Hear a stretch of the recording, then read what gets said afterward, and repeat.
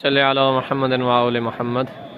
یہ مسجد کوفہ کا خوبصورت نورانی ماحول، بارگاہ امیر کائنات، یہ سامنے محراب مسجد جہاں امیر کائنات حضرت علی بن ابی طالب علیہ السلام کے سر اقدس پر ضرب لگی، خدا ابن ملجم پہ لعنت کرے بے شمار۔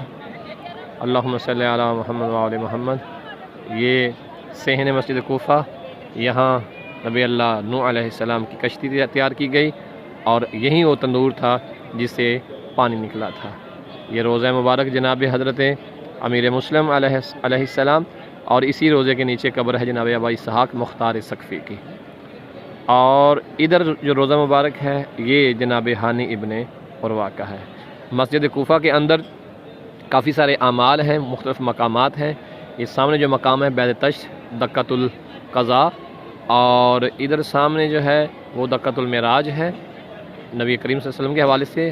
یہاں سامنے بالکل جو ہے مقام توبہ آدم ہے، سامنے اس طرف جو ہے جناب جبریل، اور وہ سامنے محراب، اور اس طرف جو ہے وہ مقام ابراہیم علیہ السلام، اس کونے میں باب سبحان کے بالکل پاس ہے۔ مسجد کوفہ انتہائی بابرکت مسجد نبوی کے بعد تیسری بڑی مسجد جو ہے وہ مسجد کوفہ ہے، اور یہ سامنے روضہ مبارک جناب حضرت مسلم ابن عقیل ہے۔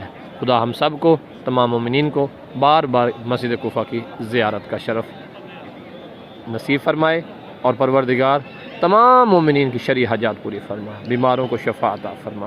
اللہم صلی علی محمد و آل محمد و عجل فرج آل محمد، صلوات اللہم صلی علی